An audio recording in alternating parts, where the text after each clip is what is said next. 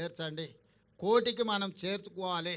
ఏదో ఒక రోజు అవకాశం వచ్చే రోజు అందరు మహిళల్ని హైదరాబాద్లో మహిళా శక్తి ఔటర్ రింగ్ రోడ్ మొత్తం మన 1,00,00,000 మంది మహిళల్ని ఔటర్ రింగ్ రోడ్ మొత్తం మీద మొత్తం అందరం మనం వచ్చి మన శక్తి మన బలాన్ని ప్రదర్శించేటట్టు చేద్దాం. ఆ రోజు అరుణమ్మ గారి సహకారంతో ప్రధానమంత్రిని కూడా పిలుద్దాం. తెలంగాణ మహిళా శక్తిది మాకు నిధులు ఇవ్వండి, మా ఆడబిడ్డలకు ఇస్తారు. కేంద్ర ప్రభుత్వం ఇవ్వాల్సింది కదా, ఇయ్యారని నేనేమో అంటలే. నేను సో కేంద్ర ప్రభుత్వం నుంచి కూడా మనం సహకారం తీసుకుందాం.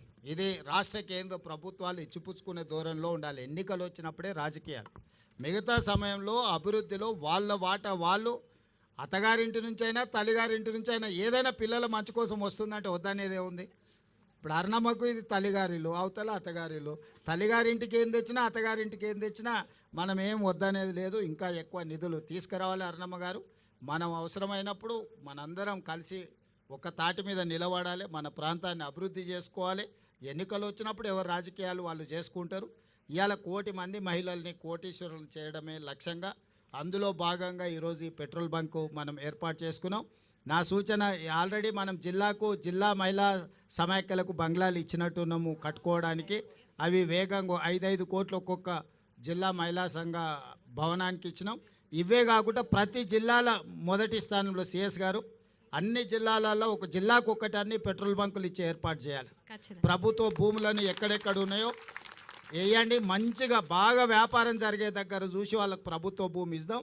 దానికి అవసరమైన పెట్టుబడులు ఆ బీపీఎల్ కానీ ఐఓసీ కానీ ఏ కంపెనీలు ఉంటే ఆ పెద్ద కంపెనీలతో మాట్లాడదాం.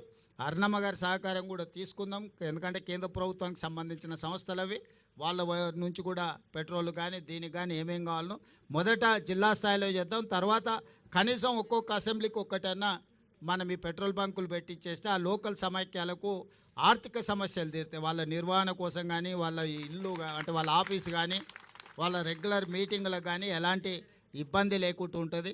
ఇలాంటి కార్యక్రమాలన్నీ కూడా తీసుకొని ముందుకు వెళ్తాం.